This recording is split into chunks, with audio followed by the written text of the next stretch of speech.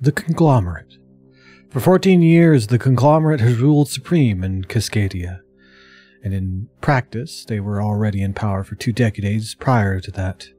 The corporate houses have entrenched themselves firmly since the founding, and the most mid and low caste believe the current system to be the best one imaginable.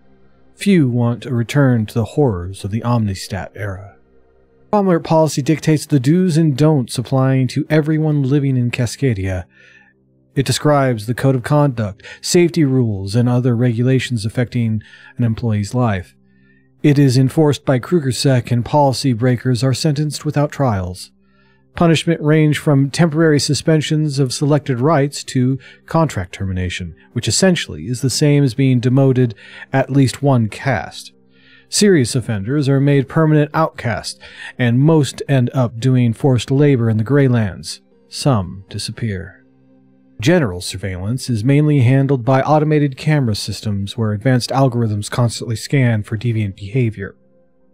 And this is combined with the GridLink, a wristband biometrically connected to the wearer and linked to his personal grid print and financial status.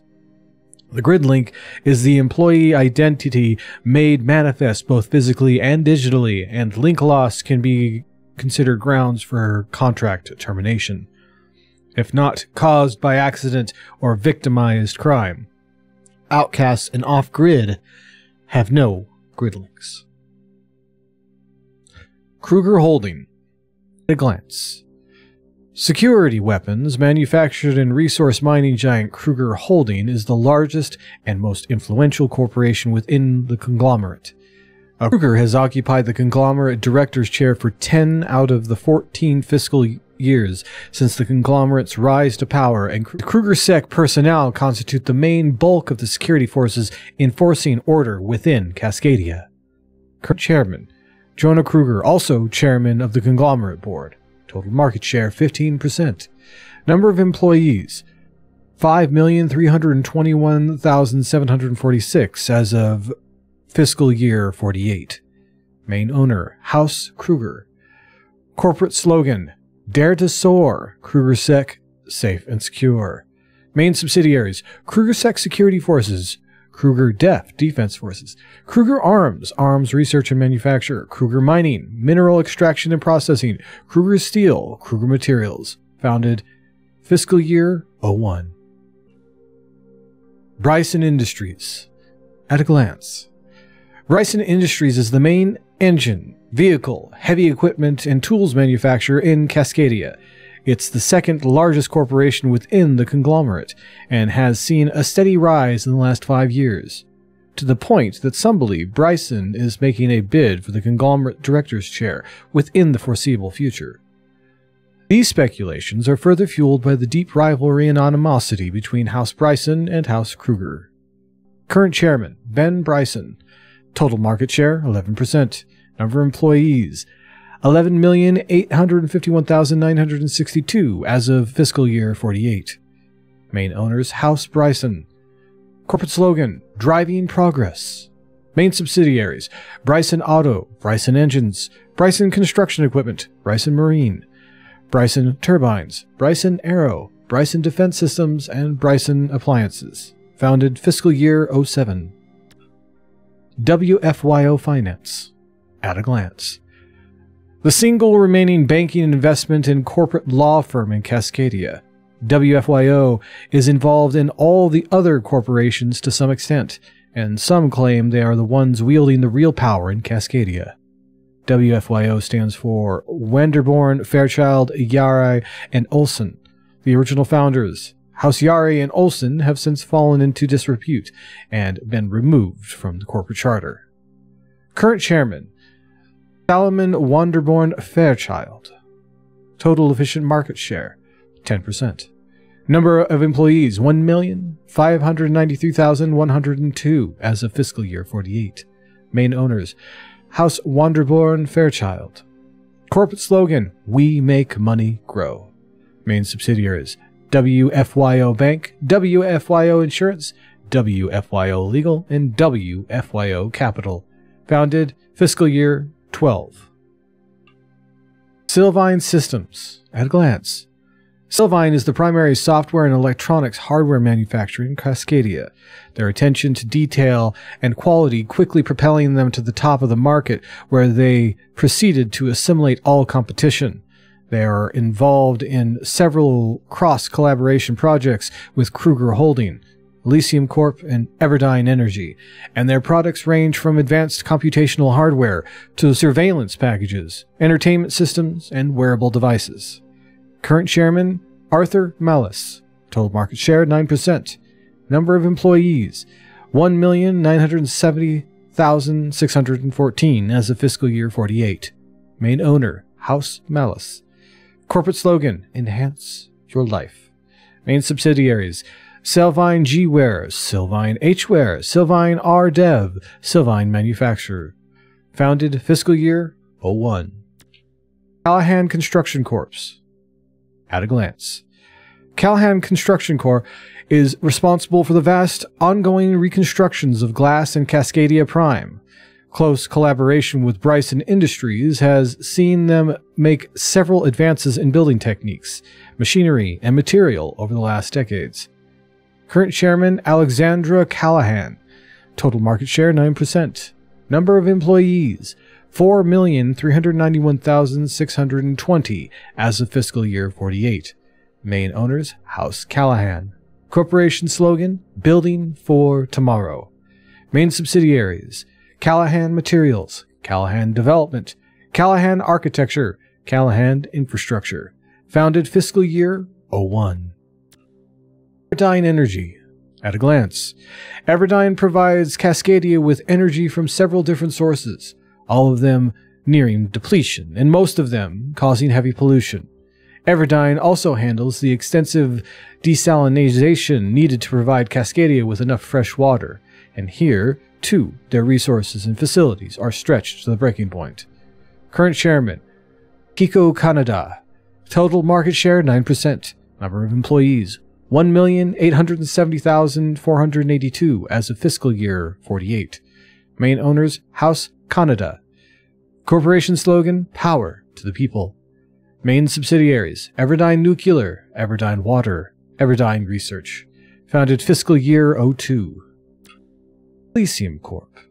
At a glance, Elysium is the dominating healthcare provider, pharmaceutical, and medical research corporation in Cascadia. They run the hospitals, develop and sell the medicines, and manufacture the medical equipment used. Sinister rumors claim that they are doing shady things within their psychopharmacological division, but nothing has been officially verified.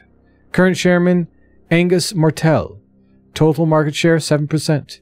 Number of employees, 1,518,293 as of fiscal year 48. Main owner, House Martell. Corporate slogan, Your health is our business. Main subsidiaries, Elysium Health, Elysium Pharmaceuticals, Elysium Medical, QMed. Founded fiscal year 1. Com. At a glance, Allcom owns the communications network to operate the grid, the network accessed by all employees. They work closely with both Silvine and Everdyne in a complex relationship of interdependency and part-time rivalry. Allcom also handles the ubiquitous communication surveillance systems and associated databases, which are accessed and managed with Silvine development software. Current chairman, Irina Pope. Total market share, 8%. Number of employees, 612,703 as of fiscal year 48. Main owners, House Pope. Corporate slogan, Connecting Cascadia. Main subsidiaries, not applicable. Founded fiscal year 01. Media Group. At a glance, MMG is the primary news and entertainment provider in Cascadia, controlling all major news outlets, sports arenas, and production companies. They are experts at propaganda, manipulation, and public pacification, and the other corporations utilize their talent and know-how in their messaging to the public. Current chairman, Paolo Lupane Tanner. Total market share, 7%. Number of employees, 295,714 as of fiscal year 48. Main owners, House Lupane Tanner. Corporate slogan, "Come dream with us." Main subsidiaries, the Cascadian News Network Consortium, Lupane Entertainment, MMG Sports. Founded fiscal year 18. Pirandello Group. At a glance, Pirandello clothes the citizens of Cascadia. They set the trends, decide the latest fashion, and further cement the strata in society by offering different clothing ranges to the corporate houses and regular employees, making sure the house range is priced way above the pay level of regular employee. Clothing lines are complemented with beauty and hygiene products in the same price ranges. In Cascadia, the way you dress and smell is an immediate class identifier. Current chairman, Carla Pirandello. Total market share, 3%. Number of employees, 1,994,319 as of fiscal year 48. Main owners, House Pirandello. Corporate slogan, "Dress for Success." Main subsidiaries, Nazertum, Evade. Pirandello, Roughspun, Cyclone. Founded fiscal year 18. Cascadia Logistics. At a glance. Though they are the owners and operators of the public transport systems in all logistics operations in Cascadia, CL are struggling to gain influence relative to their standing on the conglomerate board.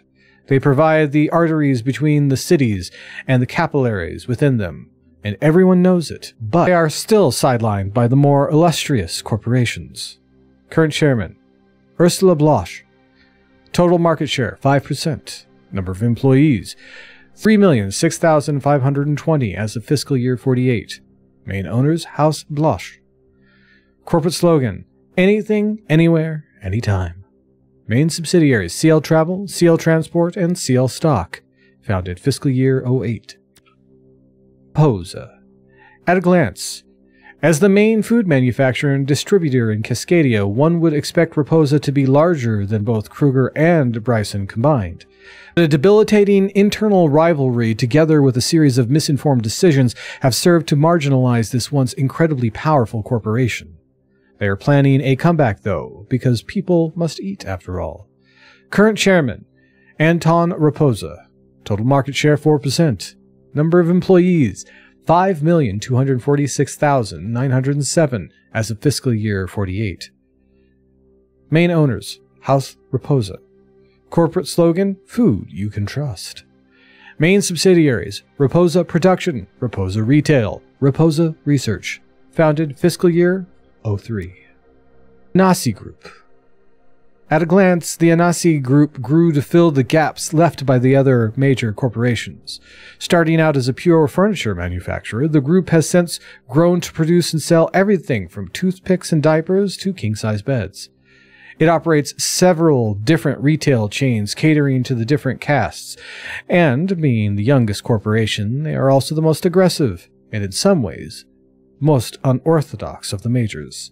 Current chairman, Jed Riken. Total market share, 3%. Number of employees, 3,683,932 as of fiscal year 48. Main owners, House Riken. Corporate slogan, "Anticipating your needs." Main subsidiaries, Anasi Outlet, Anasi Market, Anasi Emporium. Founded fiscal year 25. Elaine Mara. Elaine Mara only ever wanted to do science. From an early age, she was engrossed in books and experiments, mainly related to human-machine interfaces and merging of the digital and the biological. As she grew older, she found employment with Elysium Core, already then a premier biotech and pharmaceutical company, and soon enough she came to head up her own division. Over the years, Elena would rise to assume a prominent director position within the Reflection Project. Her area of focus concerned how the nanites could monitor and improve the health of the host, and for a long time she convinced herself that Reflection would only ever have positive benefits. But as her seniority grew, she got more glimpses into other parts of the project, and those prompted her to start asking questions about the true purpose of the technology. Questions which would turn out to have a dire consequence. Beatrix Bloch. Beatrix ranks among the third circle of heirs in House Bloch. After prolonged negotiations, she has been promised in marriage to Peter Bryson, a second circle heir of House Bryson. Their relationship is devoid of love and is purely corporate union intended to strengthen the ties between the houses. House Bloch stands to gain the most from this match, since they currently have no seats on the conglomerate board, but, as everyone knows, things might be very different next fiscal year. Beatrix feels trapped in a cage of conventions and expectations. She nurtures secret dreams of escaping her betrothed and the city. But, in reality, she would never dare give up the only life she knows, and part of her is all too happy to enjoy the privileges of being a house girl, the third circle heir or not. She despises this about herself as much as she despises her lack of bravery. Birdman. Birdman was a runner long before it became a concept. When the Kruger uprising started, he was 13 years old, and he became one of the unsung heroes of the rebellion, often working directly for Dieter Kruger himself. The civil war that followed saw him fight with the conspirators against Omnistat, but he often operated on his own, and his distaste for war and killing grew with every mission. Then the war ended as Cascadia was formed, but Birdman was unable to return to a regular life. Instead, he ran. For Birdman, it became a natural way to get from A to B, running, leaping, and climbing, and doing it more out of an urge to stay on the move than for the joy of it. As the conglomerate began to reshape glass, he found other off-grids also living on the rooftops, and Birdman reluctantly shared with them his vast knowledge of the many hidden routes he established. These days, he stopped running, and he's content to feed and care for his pigeons, and which he also provided a simple off-grid messenger service between the cities. Isabel Kruger, Caitlin Connors. Caitlin, most of the time called Kat, was barely 5 years old when she lost her parents and her older sister Faith Connors during the November riots. As chance had it, she was found, critically injured by KrugerSec, and brought to Gabriel Kruger, who decided on an unexpected whim to take the little girl in as his own. In time, she forgot about her real family, and instead adopted the identity Kruger gave her as his own daughter, Isabel. She has next to no memories of her sister or her parents. Their faces long since forgotten, or so she thinks. Mostly she remembers certain emotions and smells, like the way her father would smell while lying on his back resting, and she crawled up on his chest to sleep, or the deep joy felt when her big sister wanted to play, and the equally deep betrayal when waking up after the riots and realizing that Faith had left her. Isabel knows she is not Gabriel's biological child, but at the same time her real parents and sister are but a vague memory. Kruger has instilled in her with a deep contempt for those resisting the conglomerate, and yet she can't help but feel that something is wrong, and that society she is supporting is not a healthy one. Dogen.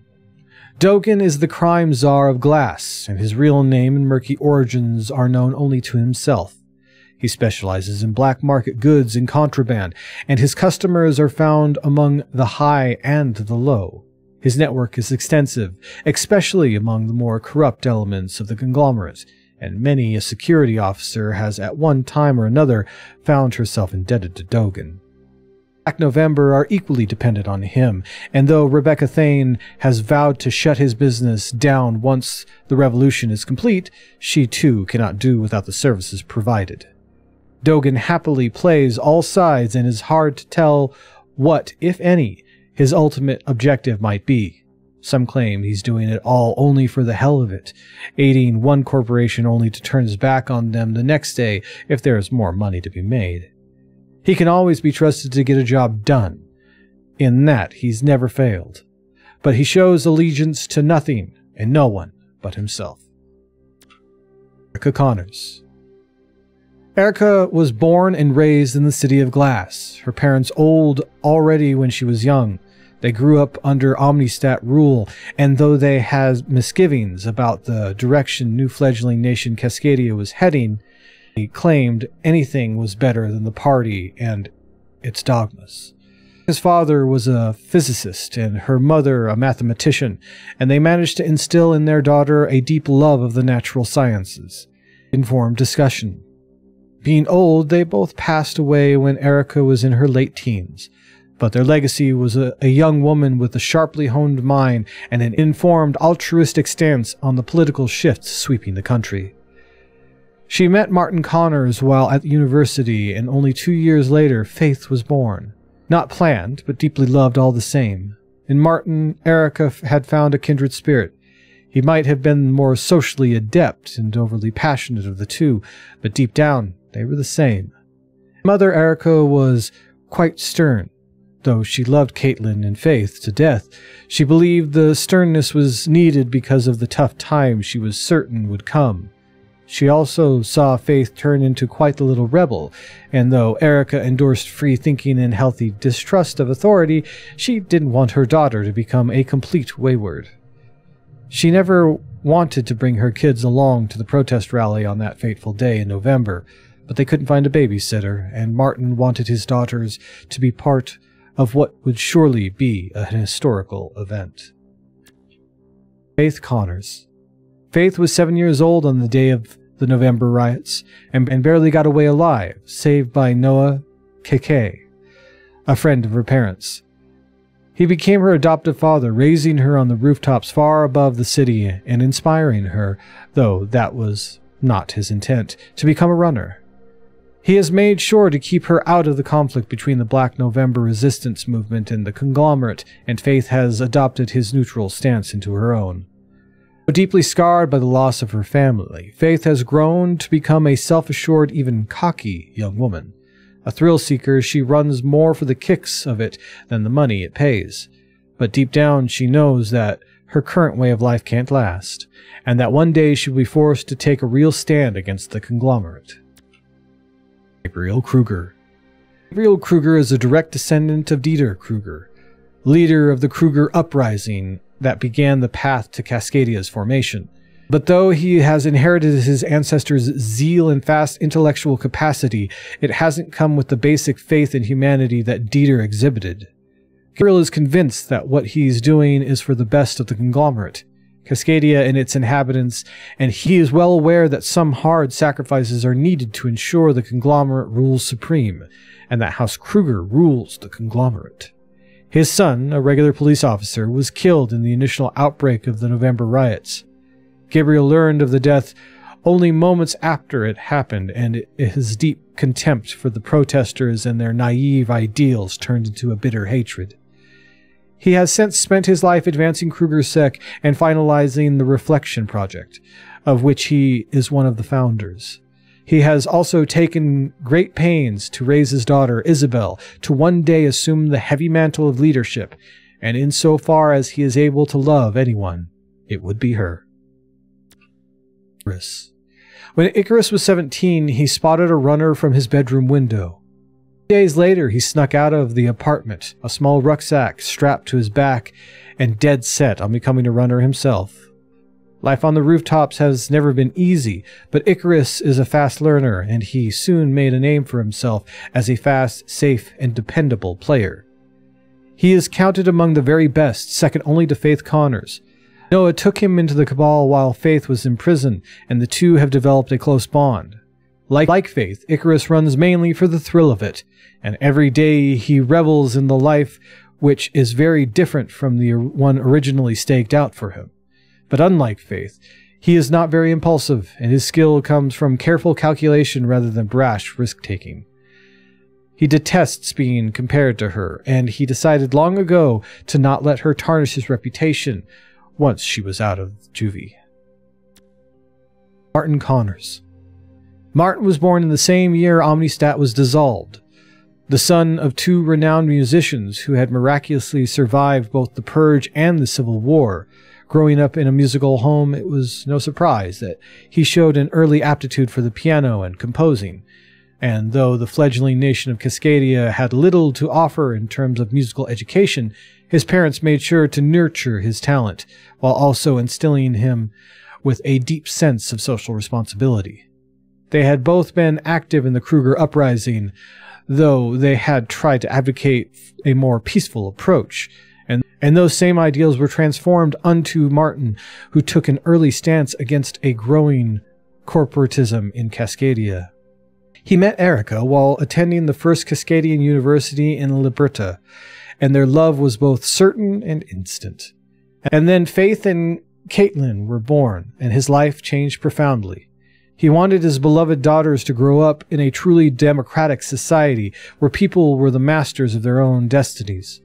His daughters inspired him to start performing his music in public, and Martin fast became a figurehead of a growing anti-corporate movement, a position he would keep until his tragic, premature death in the November riots.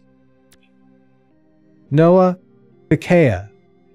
An early walker and late talker, Noah ran everywhere all the time. As soon as his growing body would allow, he began climbing as well, to the great distress of his parents who gave up trying to rein him in. His father was killed in the Treventi War, and his mother went into a prolonged depression, which resulted in Noah being shuffled around among friends and relatives for many years. Some were willing to take him, while others were downright abusive. This fostered a nomadic nature and a deep distrust of authorities in the young Noah, and distrust soon grew to encompass all of society. He spotted the corporate encroachment early and eventually found others who shared his sentiments. Among them were Martin and Erica Connors, and the three of them forged a deep and lasting friendship. And then came the November riots, where Noah lost his closest friends and suddenly found himself with a child to raise. Disillusioned with the struggle and general populace, he took to the rooftops where he established an informal burglary and messaging service, often employed by the corporate houses in their constant infighting. Blaming the ongoing conflict between Black November and the conglomerate for the deaths of his closest friends, Noah has vowed never to take a side again, and he has done his best to transfer that same neutrality onto Faith. Nomad. Nomad doesn't know when he was born, nor does he care. He has concocted a story for himself that his dad left before he was born, and his mother, of whom he has no recollection, took care of him alone during his toddler years, but was then killed in the November riots. He has vague memories of other adults, of running away and being brought back, but whether by authorities or someone else, he can't recall. All he knows is that by the time he saw other kids going to school, he was already living on the streets, hustling his way among the outcasts of Glast. An avid graffiti artist, Nomad's profound hatred of the conglomerate form a common theme for his works. In addition to his paintings, he also found a way to hack into and subvert the giant advertisement projections to show the true nature of the conglomerate, but for these endeavors, he usually needs Faith's help. He met her for the first time almost 10 years ago, and though he would never admit it openly, he has more or less adopted her to being the big sister he never had. True to his name, he has never settled and is always a little restless. With his roaming nature taking him to both high and low places of glass, he knows much about where to go and who to talk to, and though he's not a runner himself, he fits well into their extended community. Plastic. Someone once said that Plastic's brain operates in pure binary code. Plastic herself scoffs at this, knowing full well that she left binary thinking behind when she was 5. Now she operates on a quantum level and is questionable whether the computers can keep up. To her, they are tools through which she molds code like clay, forming and shaping it according to her whims and fancies. Never one for social interaction, Plastic leads a hidden existence in the bowels of the city, getting by on doing jobs for everyone without claiming any particular allegiances. She takes only the hardest assignments, her fee high enough that even some corporate houses would think twice before consulting her. But if a job intrigues her in any way, she might very well do it for free, just to learn something new. Becca Thane. Once she was an aggressive idealist and proponent of the workers' rights and social justice, but after losing many friends in the November riots, Rebecca Thane became a woman driven purely by revenge. Always prone to rash decisions, she had advocated early on the protest movement should employ violent means against the government and the corporations. In this she was opposed by the other movement leaders, Noah Kakay and Faith's parents especially, and during those early days her calls for divisive action went unheeded. But then the Connors were killed during the riots. Noah took to the rooftops and only Rebecca was left to lead the remains of those protesting against the authorities.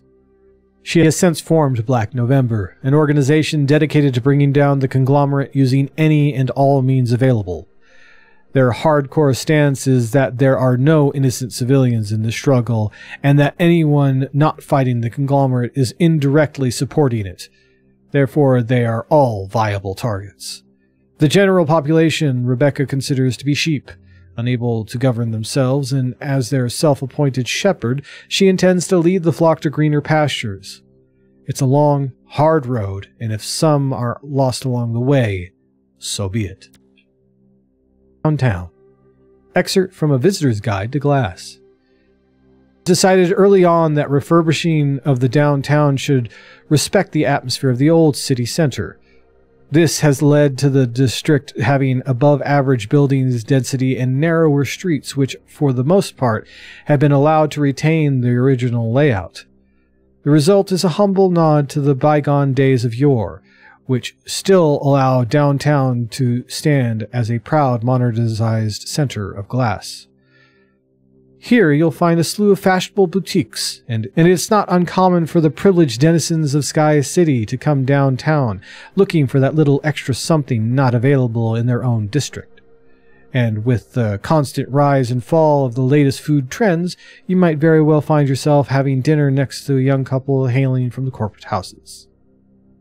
Areas of note: Zephyr Station, Triumvirate Drive, Concord Plaza, Centurion Yards, Charter Hill. Anchor. Excerpt from A Visitor's Guide to Glass. The Anchor District is one of the main commercial and entertainment areas in Glass. Though Sky City residents tend to keep to themselves and not mingle with the regular employees, some, and especially the young, make frequent visits to the Anchor. They come for shopping and clubbing at the most popular nightclubs in the city, including the fabled Sloth, where only the very select elite is allowed entrance. Employees of all castes can satisfy every material need imaginable at the Anastasia Emporium, or the Piradello Bazaar. Here they find everything from the rarest of imports to the most common consumer goods, and if you're looking for a new set of wheels, Bryson's showroom showcases the latest in automotive design. It might be that all these locations will soon be surpassed by the magnificence of the soon-to-be-opened Bauble Mall, but we suggest that you come and judge for yourself. Areas of note: Shimmering Heights, Crystal Valley, Eden Village, the Bauble Mall. Development Zone G. Excerpt from A Visitor's Guide to Glass. Development Zone G is one of the few remaining districts being refurbished by CC Corp. And though the area is off limits, the curious might catch a glimpse from one of the surrounding buildings. It might very well be worth a look to renew your understanding of the conglomerate policy with regards to Omnistat years. Development Zone G reminds us all why we decided to eradicate the horror of those dark days. Rumor has it that a vast tunnel system from Omnistat days remain below the development zone, but these rumors have been vehemently denied by KrugerSec. Note: the development zone is off limits to all employees not belonging to CC Corp and in possession of a valid zone employee pass. Unauthorized access is grounds for contract termination. The Omnistat tunnels. The conglomerate has been hard at work eradicating all traces of Omnistat in the major cities, and in Glass especially. It is a generally held belief that the November riots were inspired by Omnistat ideals, another lie seeded by the conglomerate. And so the mid-caste employees clamored for the removal of anything reminding them of the bygone years. But what few people know is that below glass, the remnants of a vast tunnel complex, once part of a gigantic Omnistat desalination plant, and while CC Corp has been busy reshaping the city above, little has been done about what lies beneath. Nobody knows the full extent of this subterranean network. All entrances are off limits to regular employees, and even KrugerSec personnel tend to stay away. Instead, these cavernous tunnels have become a refuge for all sorts of outcasts, and Black November has set up base somewhere deep inside. The View. Excerpt from A Visitor's Guide to Glass. Affluent residential area dedicated to upwardly mobile employees, Ocean Glass View, or The View, is by many considered to be the final step before getting invited to Sky City. Much of The View has been sponsored by Sylvine Systems, who also count the majority of its workforce as residents, and the district was designed from the ground up to be a quiet area dedicated to ambitious employees on the rise. If you're looking to get away from the commotion and intensity of downtown or the Anchor, The View is well worth a visit. Here you can walk along the serene streets or the seaside promenade, where those with a nautical interest should pay a visit to the marina. On free days, it is not uncommon to see families picnicking in the open or improving their tans on the nearby beach, while their children play in the surf. Areas of note: Ocean Pier, Regatta Bay, KrugerSec HQ. Sky City and the Shard. Excerpt from A Visitor's Guide to Glass. Sky City is a promise, a dream made manifest. It stands as a true paradise and represents the latest in architectural achievement. Built on a vast artificial island, Sky City forms the base from which the Shard tapers off into the clouds. 30,000 people call Sky City home, and living here is reserved for the few employees willing and capable to rise all the way to the top. It stands as a physical representation of the promise made to every single Cascadian employee: work hard and you will be rewarded. Note: Sky City is closed to the general public, and only residents, authorized surface personnel, and visitors possessing a valid visitor's pass are allowed entry. To obtain a visitor's pass, you must provide a corporate house sponsor. Unauthorized access is grounds for contract termination. Areas of note: Arrivals Atrium, the Shard. The Omnistat years. Out of the Great Regression rose Omnistat, inspired by tales of ancient utopias and classless societies where every citizen had equal value and production was owned and shared by all. Omnistat quickly swallowed up the majority of the isolated settlements and surviving cities, sometimes peacefully, sometimes not. Some refused to acknowledge the Omnistat way of life and resisted to the bitter end, causing much strife and paranoia. Progress was still made, though. Ancient ideas were rediscovered and new technologies developed. Slowly but inexorably, civilization began to restore itself after the limbo of the regression, and the Omnistat cities grew fast as people abandoned the smaller settlements and migrated to the urbanized areas. Some of the Greylands that had been blasted in the old wars were recultivated with varying success, and the population grew considerably. Kruger Uprising. The Krugers were one of the ancient families. They had survived the wars and the regression, retaining their pride and even some of their gathered knowledge. When Omnistat rose to power, they accepted its rule, making sure to secure important positions within the party as it grew. But they never truly accepted the philosophy Omnistat was founded on, and as the decades passed, the Kruger family began plotting drastic change. Believing that for a civilization to truly move forward, a radically different society had to be formed. One based on free enterprise and individual achievement, concepts that were anathema to the party. Wary of betrayal, the Krugers still managed to gather a few other families to their cause. Some were prominent party members, and others important contributors to society overall. The Brysons, Mullis, and Wenderborn Fairchilds all rallied behind the Krugers, and when the time was right, they helped light the flames of rebellion over Omnistat. The Civil War. The Kruger Uprising coincided with widespread famine, which made many citizens more than ready to join the cause. Fed up as they were with the secret police, the party elite, and its stifling political teachings, decades of accumulated hate and frustration helped turn the flames into a conflagration from more devastation than the conspirators had planned, and soon enough Omnistat was torn apart in a bitter civil war. The fighting lasted for years, and the Krugers were forced to acknowledge that theirs was not the only vision of an ideal society.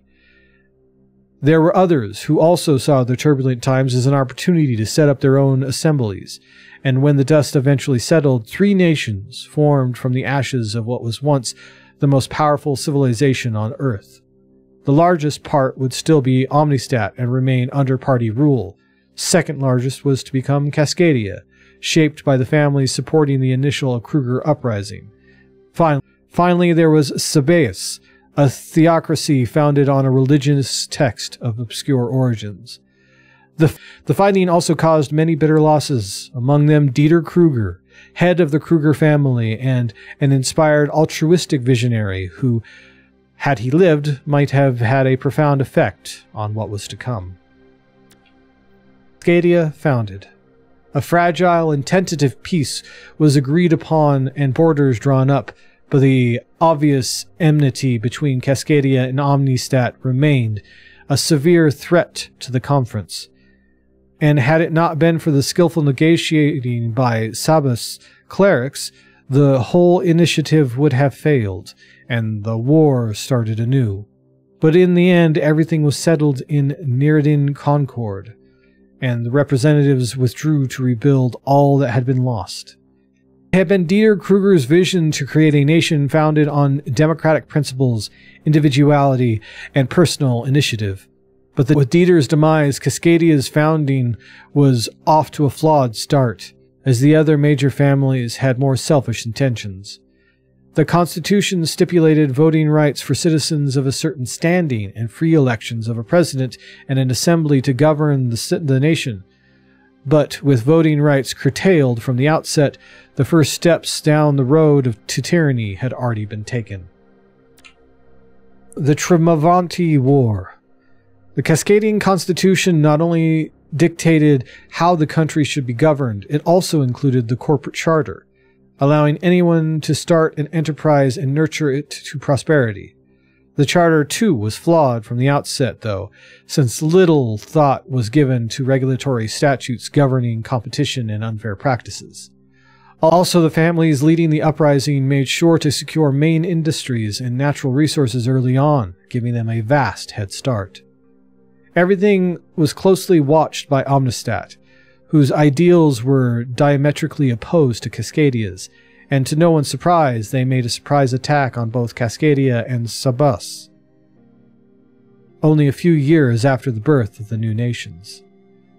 The Tremavanti War lasted for 2 years, and mainly consisted of an endless string of intense border skirmishes. The conflict was ended only after an uneasy alliance formed between Cascadia and Sabas, and since then a ceasefire has been in effect between the 3 nations, though no official peace agreement has been signed. Rise of the corporate houses. Deep fear and hatred of Omnistat and the party drove a nationwide initiative to eradicate the old and rebuild anew.